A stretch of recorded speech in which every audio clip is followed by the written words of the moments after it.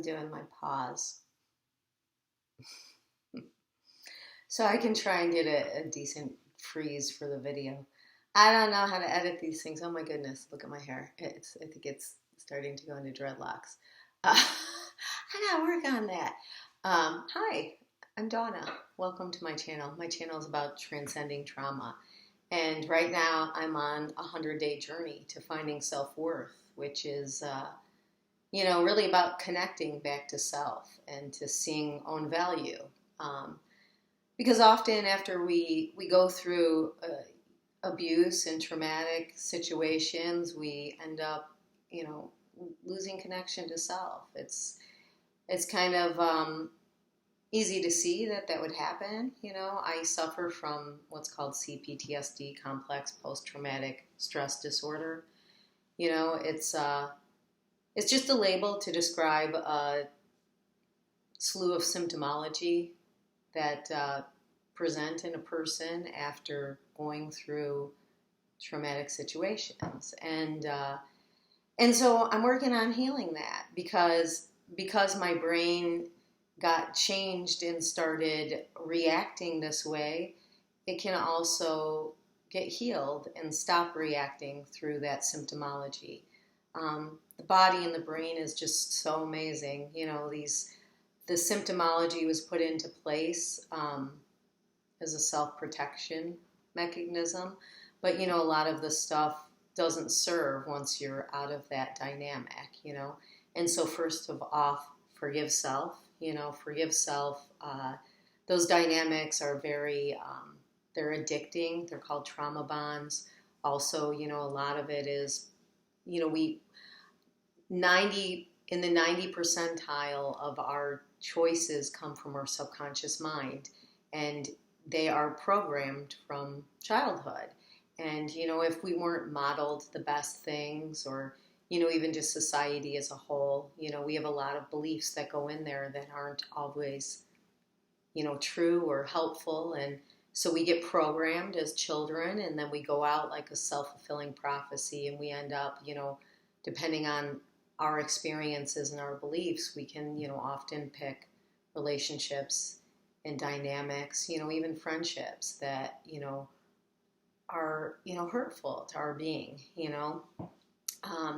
And so I'm working on healing that, this is part of that journey. And so today I was thinking about, which goes along with all of that, beliefs versus assumptions. And, wow, there's just so much is flowing in. It's hard. I have so much I want to share. By the way, this is day 40 and 41. I missed yesterday. I've got to start just doing them in the morning, and my day got busy and got away from me. I'm looking at these locks here.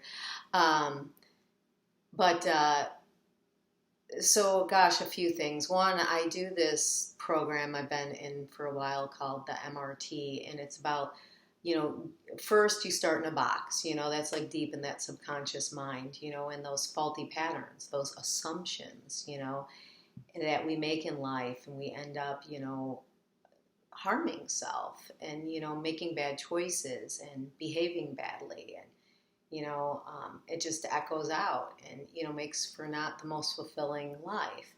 And so the first step is getting out of the box, digging out of that grave, and then you start climbing up the moral ladder, I earned my first coin last week on the moral ladder. But also I was thinking, because it's funny, like so many different religious concepts and that, and even psychology and spirituality, different labels, different names, different stories, but same concepts, And I was thinking about this really amazing book, The Four Agreements, about Toltec wisdom. And he talks too about not making assumptions, So like I'm on the part of the ladder in this that is like, coming out of opposition. And opposition doesn't always mean fighting. It can mean just putting up defense mechanisms, And, it's always better to, I'm not saying, again, don't have the black and white thinking, there's the extremes, like, of course, hold your boundaries, speak up for yourself, use your voice. But, you know, engaging in opposition can even be like trying to softly, kindly defend yourself to someone that's not seeing your value and who is, like this one psychologist said, uh, determined on, how did he word it? You know, I'm just like seeing you as invaluable, you know, and like, I don't know, there's just no reason to defend yourself to anyone over your worth. You know, it comes from you, you know, and anyone that can't see it, you don't need to defend it to them. They just need to work on themselves, because really, truly, if you look at the dynamic of that, if someone is really insistent on seeing someone else as less than them or an invaluable, they obviously have pain and issues within themselves, you know. But it doesn't mean to stay connected either, you know, like my deep empathy kept me in a abusive dynamic, so we don't want to go there either, you know, like again, not the black and white thinking, there's a spectrum, you know, like I can have empathy for someone that's in pain and that can't see others' value, you know, but I don't need to stay connected to them. I don't need to defend my worth to them. I don't need to engage in opposition with them, you know, like I'm climbing out of my own grave. I get to make my own choices for who I want in my life. And like, so there's so many things I want to share today. I'm like thinking even, so, you know, a lot of times, you know, the brain will send me thoughts and memories of painful experiences that I've had, you know, and I need to just use these experiences as a guidepost to, I don't want those anymore. Like Abraham Hicks says, you have to know what you don't want to know what you do want, you know.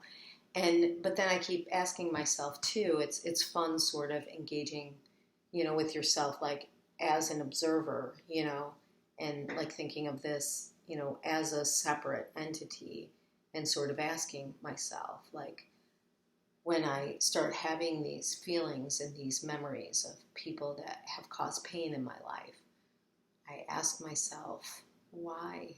Why am I doing this? And if I keep engaging with people that are causing pain to me, I ask myself, what do I think? What is the purpose of this? What am I thinking I am getting from this? You know, like someone that insists on devaluing me and belittling me. Why am I staying engaged with that? You know, and it's most of the time a self-fulfilling prophecy. I'm in agreement with their degrading and belittling opinion of me, you know, and I don't want to stay in that box. I rather fly free and, you know, be connected to people that see my worth and see their own, and, where there's love and peace, and, you know, we can see each other. So that brings me to a couple of things I wanted to talk about, and I see it's getting too long again. Using the word peace to put me back into a good state of mind. And then I also wanted to talk about beliefs versus assumptions. Maybe I'll talk about that first. You know, I've had people that have known me for a long time even, that have made assumptions about me. And I realize, like, they think that their assumptions are beliefs, which they think beliefs are more rooted in truth, you know. Assumptions are, you know, what we think is true. We make assumptions by past experiences, which sometimes we can be wrong when we make the connections. And, you know, I had someone do something so, like, it's so hard for me to forget about this. And I have to realize that a lot of the assumptions that they made about me were from a lifetime of being fed beliefs, you know, that were faulty and untrue about me by, it's so hard to like tell a story without using people's names and that, but, you know, just someone that's always been fed certain beliefs about me. It can be with anything, like even when someone's like racist, you know, when they're they're told their whole lives these certain beliefs, and they get in their head somehow. They think that this is truth when it's not. These are assumptions that were made by what you learned from someone that wasn't thinking properly. Because, we all have value, no matter what color we are, no matter what age we are, no matter what social status we are, no matter how we look, we all have innate value. We all have purpose and core, So, and it's so funny, like, taking things out of context too, like something in my life happened and they very much stigmatized it and created this big story that was so far away from what the truth was. And they were insistent that their vision of me was truth. And it's so hurtful, And it's so hurtful too, allowing people to have their own reality, and to not let it affect your own being, So, besides the fact of, that this person, though they've known me a long time, they see me yet a few times a year, and then take a story I told someone else who then exaggerates it and creates and attaches their own beliefs, which are assumptions, and hands that story to them, It's awful. And we all do it. It's terrible, Okay, I wanted to read, I guess I'm not going to get into the thinking of the peace thing because it's too long. I'm just going to end with this. So belief is an acceptance that a statement is true or that something exists. His belief in the value of hard work. The second meaning is trust, faith, or confidence in someone or something. I've still got belief in myself. Which there can be faulty beliefs too, but I think that those faulty beliefs are more based on assumptions than on truth, So then assumption is a thing that is accepted as true or as certain to happen without proof. They made certain assumptions about that market. Or second meaning, the action of taking on power or responsibility, the assumption of an active role in regional settlements. So we're talking more about the first meaning. But a thing that is accepted as true or as certain to happen without proof. Just because you were bit by a dog in the past, you can't assume that every dog is going to bite you, And I understand, our brain programs these things, to protect, like, wait a minute, I experienced that with the dog before, so, but that's where our awareness comes in. That's when we can see the truth, when we can look at things factually, without adding, all of these beliefs or, really these assumptions about things. So, just trying today, even with self, when I'm telling myself like hurtful stories, the echoes of the past, to tell myself not to make those assumptions. Like, just because someone did that doesn't mean that I'm unworthy. Doesn't mean that, you know what I mean? Like, so like, I have these stories that echo in my head from the trauma. And then, so what does the story mean? Well, the belief that's attached to the story is that I'm not valuable, that I'm not worthy, that I'm not good enough, So I have to not make these assumptions just because someone behaves that way. I can't assume that that's what that means about me, or even that that's what that means about them. So anyways, that's where I'm at right now is, and of course still too, like, I don't want to at all perpetuate abuse, like I'm talking about looking at facts and not making assumptions. The fact is, when someone's calling you names and when someone is devaluing you and being emotionally abusive with you, that they are abusing you and that you should sever that tie, And if they're being physically abusive with you, you need to sever that tie. Often we'll tell ourselves assumptions that we deserved it, or that, it wasn't that big of a deal, and we're not looking with our full awareness because, when we're being abused, we shut off the reasoning mind, and it is to protect self. But like sit down and be very factual with self, so you can look from an outside view at what's going on. So believe me, in no way am I perpetuating abuse. I'm talking about not making those faulty assumptions that things are okay when they're not. And sometimes, like after the abuse, we'll think they're not okay when they are. Like, I am safe. I am here in this moment. I'm not there anymore. I'm in this moment. I'm not there where someone's devaluing me. I'm right here in my home with my dog.